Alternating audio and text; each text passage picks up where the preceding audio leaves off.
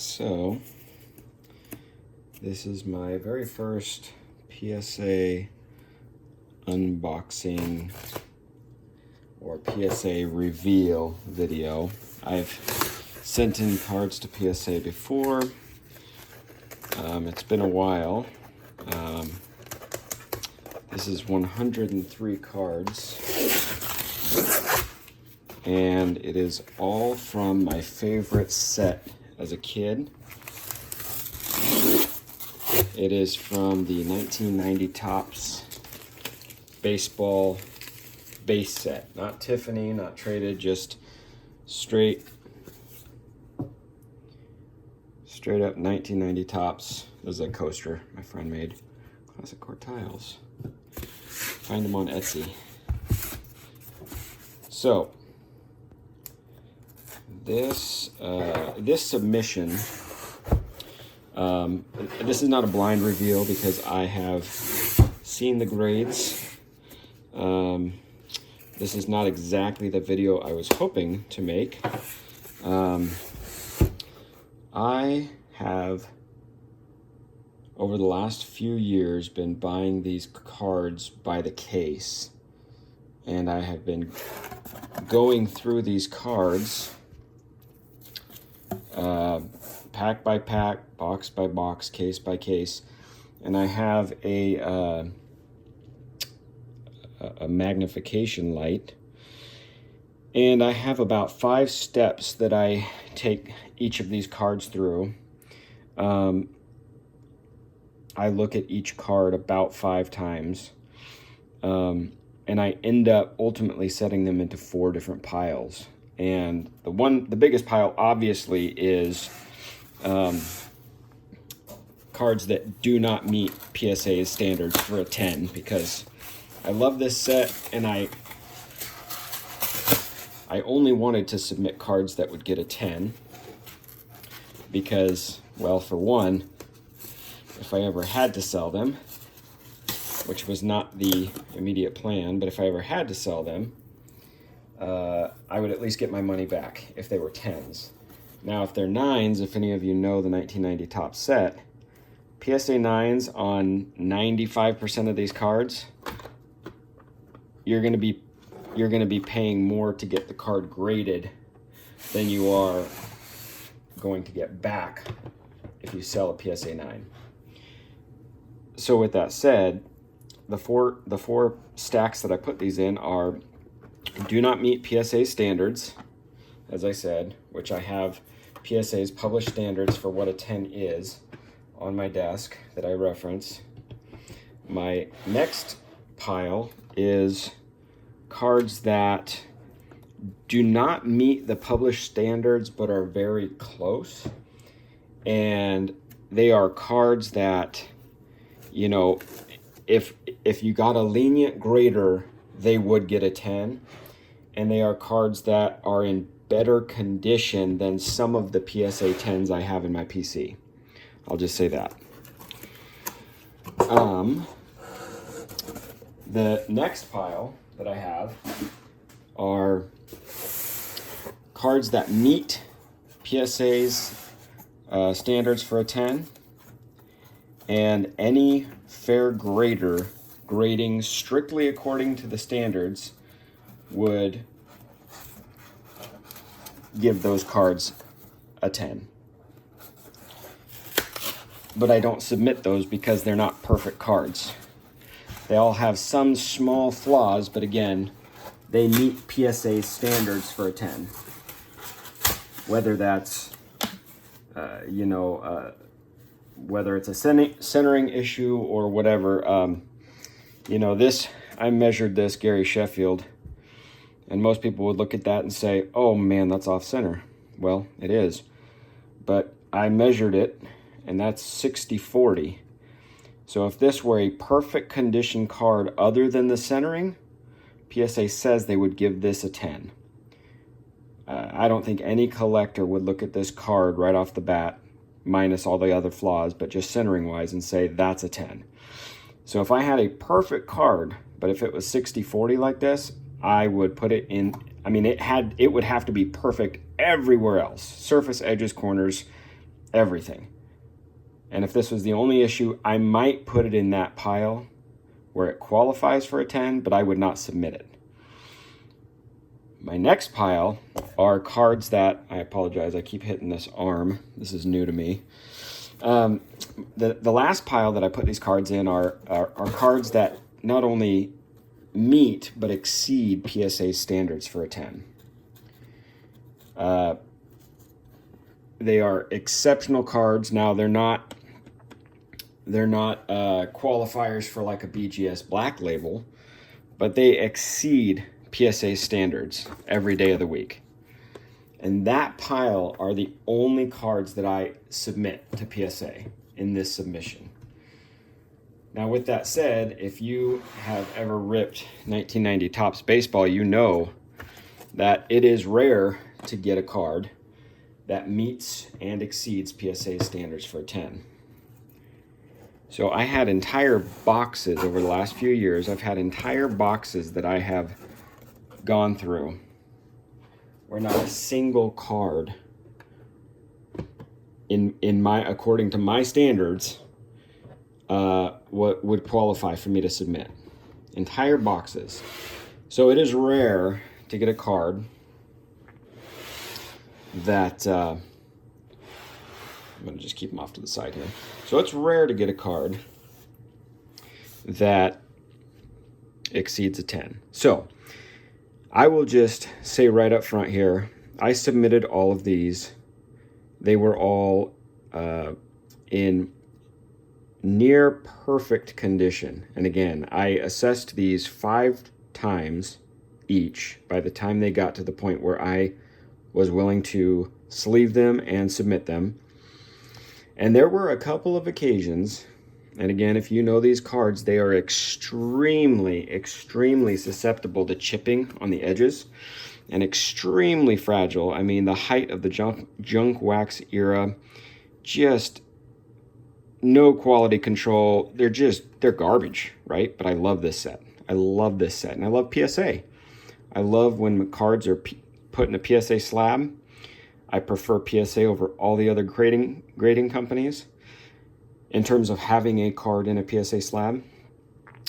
But there were a couple of times where as I slid my card, you know, and I did it extremely carefully, even more careful than this, but I'm using a camera I've never used before, or a camera stand.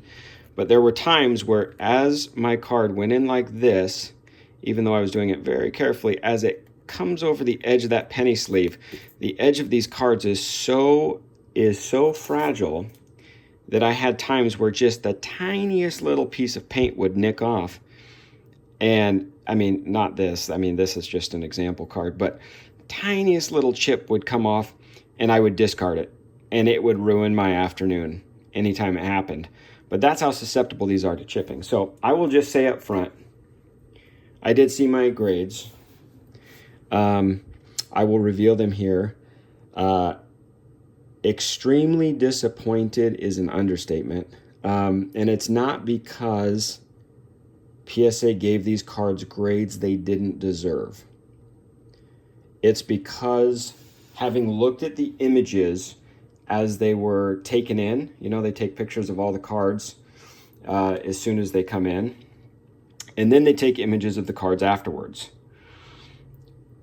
Out of 103 cards, I got 10, or I got 28 cards that were given a 10.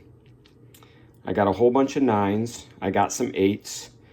I got 8 5s and 5 4s.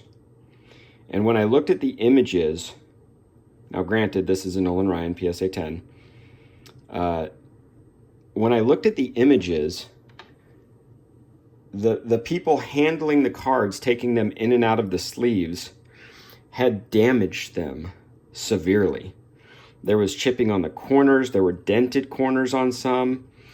And I did not submit a single card. You know, I watch a lot of PSA reveal videos. And a lot of times people say, oh, look, if you see any damage, you know, tell me, because I don't see any damage. It's hard to see on a video. I understand that. But if it's possible to see, there's a little white corner there. I mean, I would not have submitted a single card with a white corner. Not a single card. And this is very interesting that this got a 5. I won't take too much time with all of these cards. Oh, yes, it is very much bent in that corner. I would not have submitted that if my life depended on it. That very much not by me. That chip was not by me. Anyway, I'm not going to go through all of these and tell you exactly what's wrong with the cards, but as I said, frustrating is an understatement. Disappointed is an understatement. Would never have submitted a card with a chip on the corner. There's another Nolan Ryan. This one got a 10. And I will say, I know it's probably nearly impossible to see it in this video, but there is a little chip up there. Even though it got a 10, it's still disappointing because I would not have submitted this card, and I did not submit this card based on photographs with that chip there. I apologize. I keep bumping the arm on this thing. There's another one. Got a 9, chipped corner. Okay, I'm going to stop talking about the damage that PSA caused, but I wrote them a lengthy email a week ago when I saw the images of these cards online and I got the grades. And the response, the automated response, was that they would return my email within 3 business days, and it's been 5 business days and they did not return my email yet, but I hope they do. But either way, I will look to take advantage of the insurance, although it is quite the hassle to have to go through each and every one.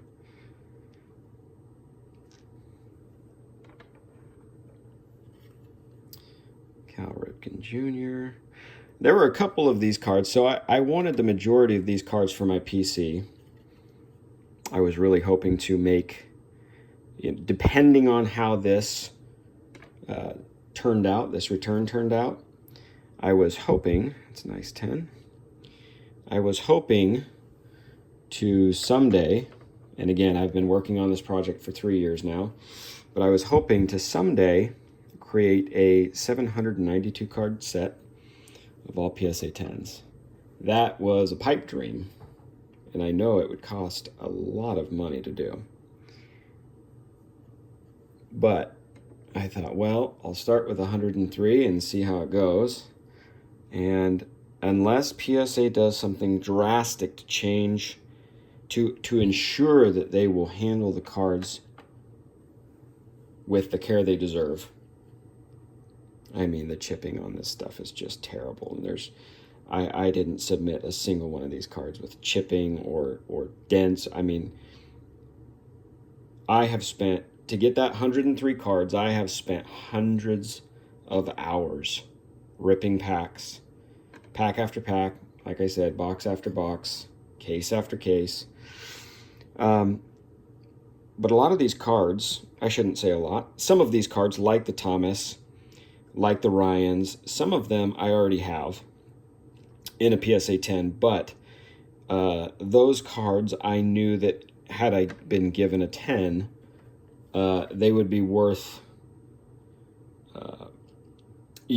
anywhere between $50 and $100.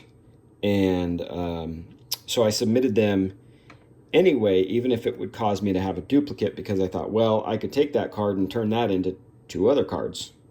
There's a nice Greg Harris. But, again, this, nice Fred McGriff there. Smudge on the case. Always a little frustrating. Sometimes I think, and again, I prefer my cards in a PSA case over any other grading company. I really, really do. But sometimes I think the quality control for PSA is about as good as the 1990 Topps baseball quality control team. And basically they didn't have one probably.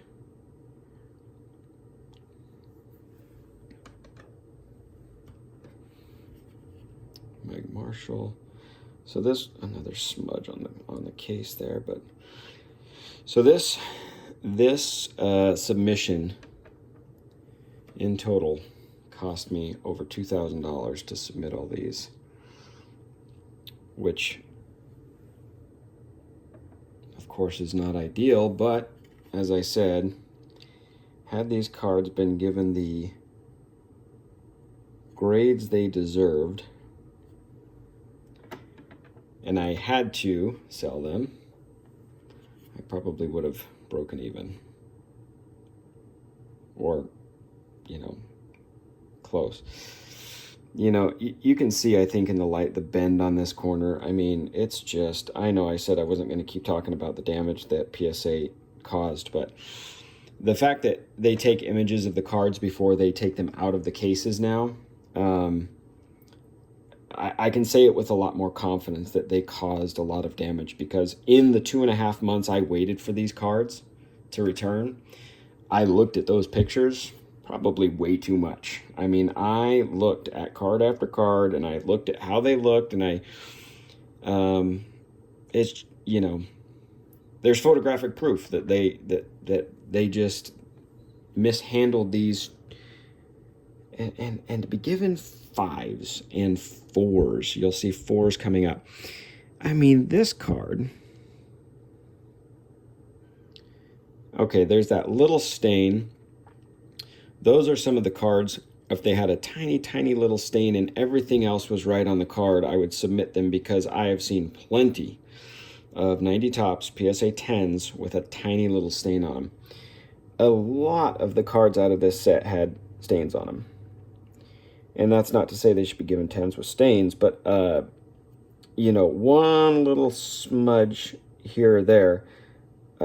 So it just baffles me when a card like this, and again, I'm not going to say, oh, well, tell me what's wrong with this card on a video, because you probably can't see it as clearly as me, and I probably am not taking the time to see it clearly anyway. I mean, of course, they dinged the edge, the corner, they dinged the edge there, and they dinged the edge there, but a 5, I mean, I don't know. Anyway, oh, I guess I can move these down.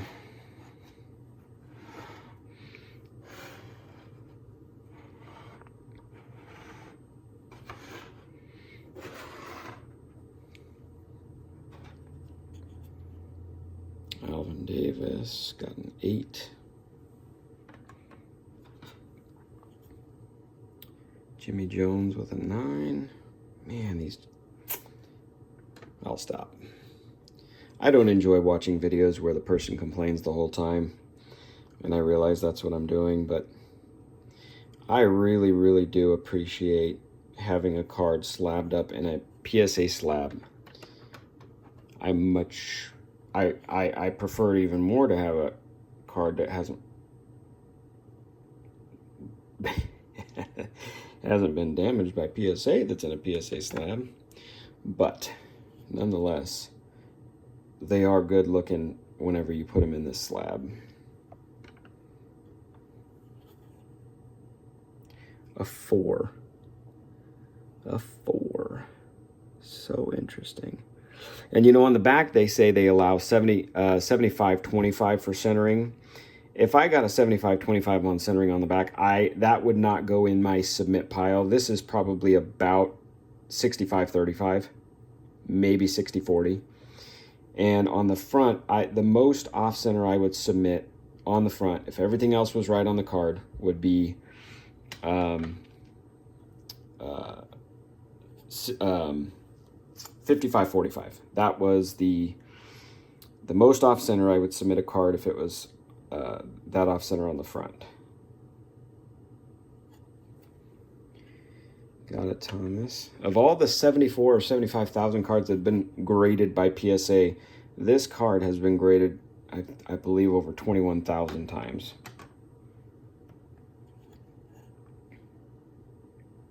Glenn Braggs. Oh, I bumped the arm again. My apologies. Wally Whitehurst.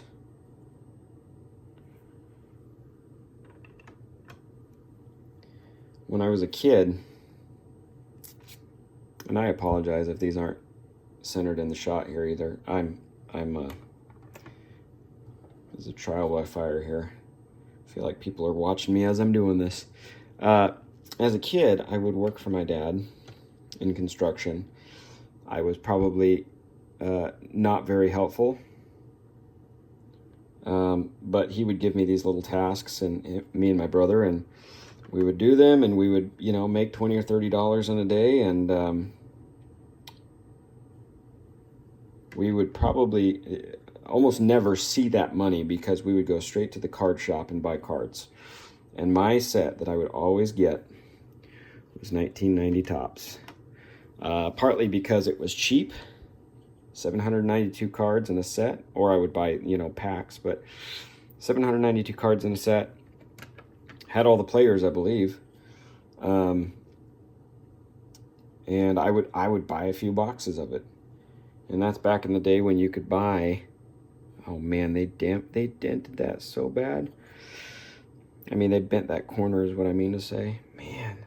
Man, it is sad, not just for the $2,000. That is honestly, although I hate that I spent $2,000 on this set, and I'm gonna have to go card by card and try and get them to give me that insurance money.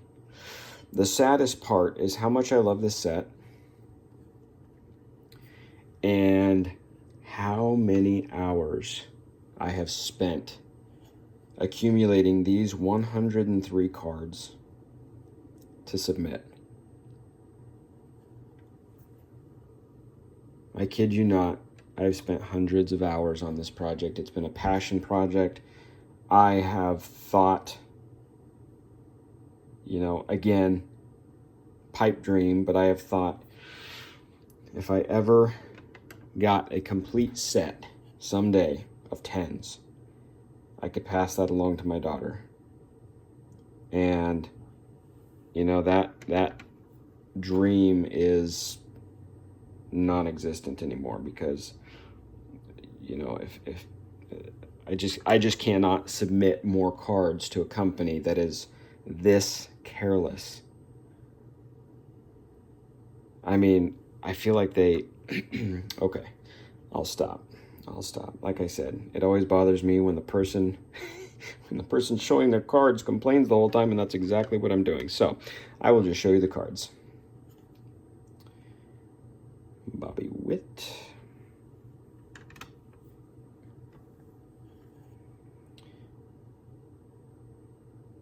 I am alone in the house right now, except for my dog, and I locked him out of this office. And I am afraid I hear him upstairs, and I'm afraid he is digging in the garbage, as he likes to do, which I do not understand. But I think once I'm done here, I am going to find garbage strewn all over the floor in the bathroom upstairs.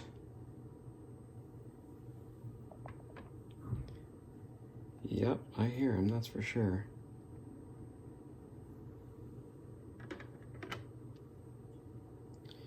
So as I was saying, I would get this set as a kid. I would get them in complete sets. I would buy them in, in boxes with packs.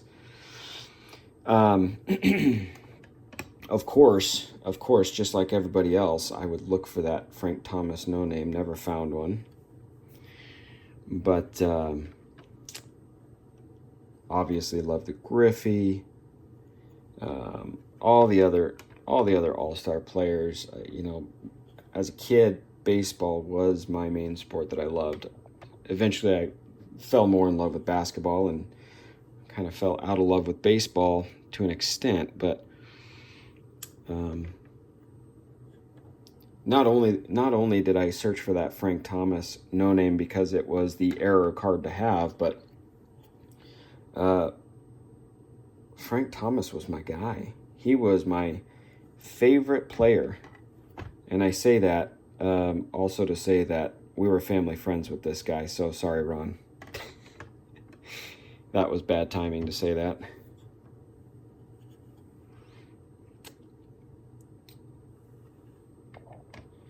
yeah, the big hurt, that was, we lived in Southern California, South Central California, and he was my favorite player. And then we moved to, when I was still a kid, we moved up to the Northwest, and of course then Griffey became, my second favorite player, and of course he was just a rock star. I hear my dog coming back downstairs, so he must have eaten all the garbage. Man, the look on this guy's face is just priceless. It's funny, you look back and not only some of the styles that these guys had, but some of the haircuts, the glasses, just the looks, man. Some of them just did not look like professional athletes. And Zane Smith, this guy, that is one of many examples, but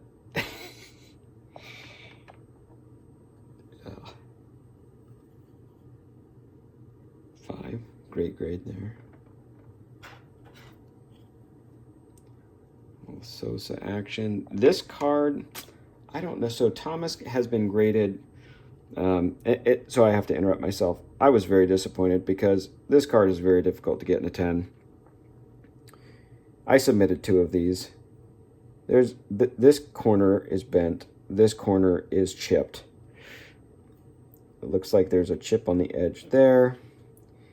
None of that was present when I submitted this card. So, extremely disappointing. This is the most valuable card, hands down, in the set. Of course, minus the errors.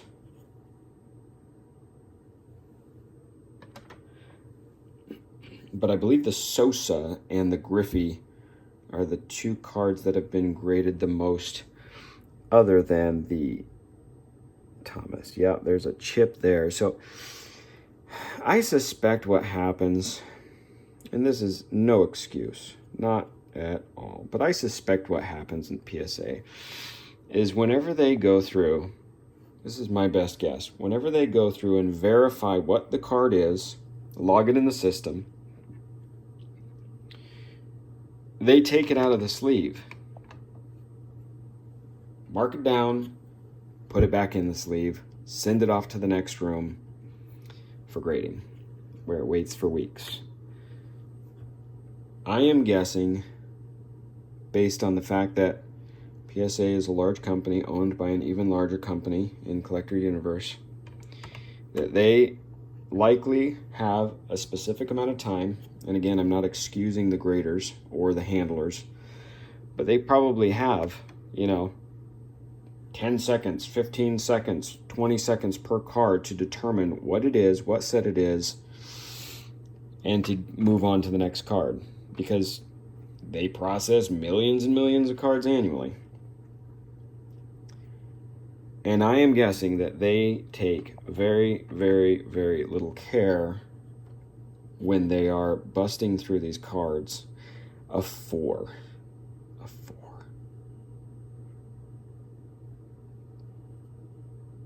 And anyway, I'm going to move on.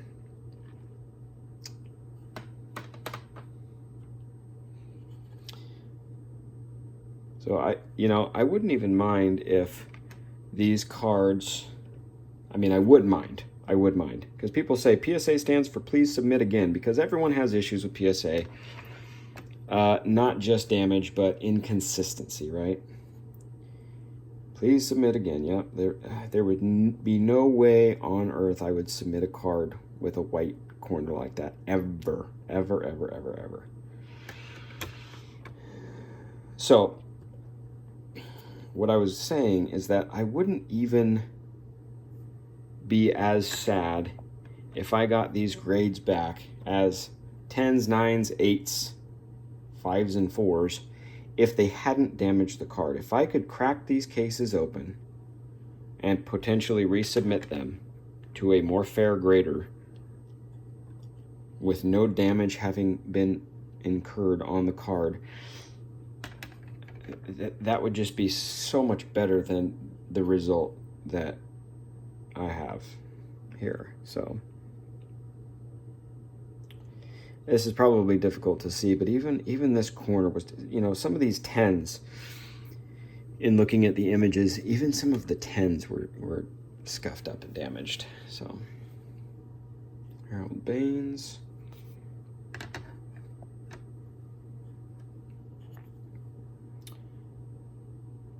Mr. Baseball.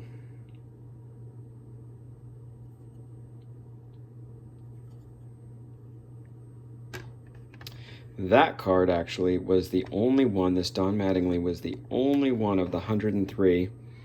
There's a little printing error right there that you can see in the right light. I don't know if you can see it on here. That was the only issue with that card. And it was so slight, so minor, I chose to submit that one anyway. And that was, to be frank, that was the only card of the 103 that I was concerned with about not getting a 10. And I thought to myself, actually, I thought if that card didn't have that little printing error, I might even submit it to BGS, to Beckett for to see if I can get a black label on that card. But it had it, so it definitely qualified. But because of that slight printing error, which again, they damaged the corner of that Don Mattingly. So I think it would have been given a 10 without the damage that they caused. But, and oh my, oh my. My ADD is kicking in here because I keep getting distracted with the very next card. But some of these I just can't understand the grades whatsoever. You know, this line, you might get a grader that immediately looks at that line and thinks, oh, there's a crease in the card, let's give it a 5. That is on the wall behind him. So is that. So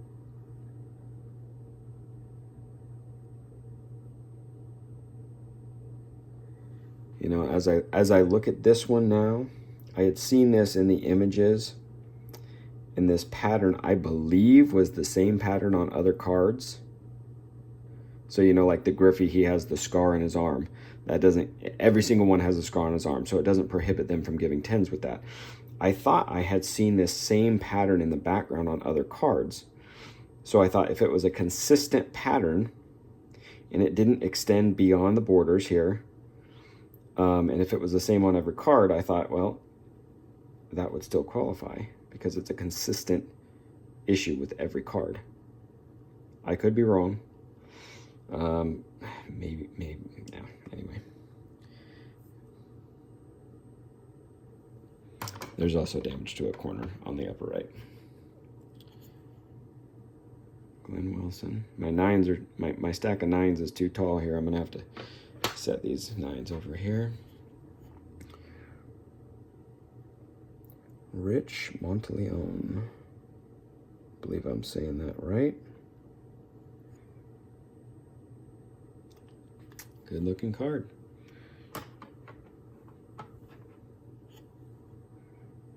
Jose Gonzalez. And I kind of have, you know, worried a little bit in the past about these cards that do have consistent errors as I go through all these cards.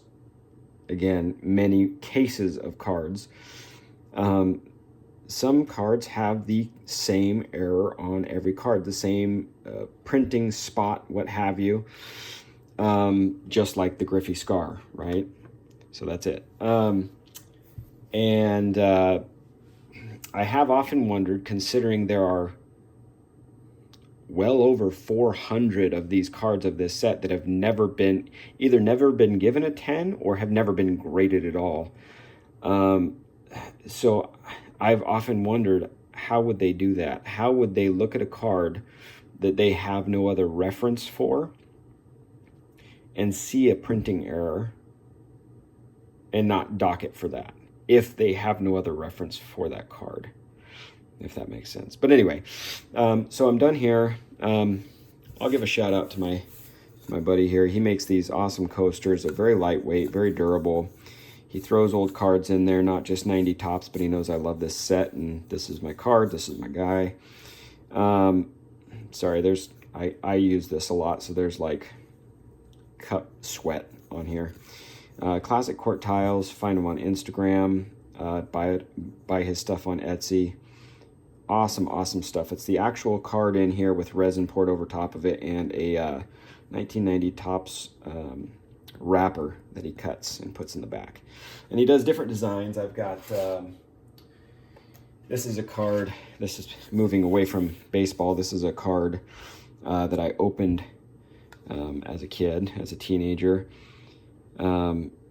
Reggie Miller Game Floor. I was so excited to open this card. I thought I won the lottery. And it's always been in a screw down hard case, which is why I got this chip. So instead of having it graded, I just had my buddy put it in a tile. He drew this wooden quart. He drew and painted this quart on the background on this piece of wood and then put it in this resin. So, I mean, he does just awesome, awesome stuff. Find him. Anyway, hope you guys enjoyed that. Leave a comment. Tell me what you think. I hope PSA improves. I have stacks and stacks of cards, boxes of unopened cards, stacks to go through still that I have just zero motivation to go through anymore at this point. I love this set still, but as I'm thinking about trying to spend even more time going through these cards to find the perfect condition cards, what am I comparing it to now? The PSA standards? Because they don't really matter if they're not going to handle my cards with care. So part of me thinks that I will get over this maybe at some point, or at least move on and continue looking for these perfect condition cards and put them aside so that one day maybe I can submit 792 cards to SGC or Beckett or something. Anyway, hope you enjoyed that. See ya.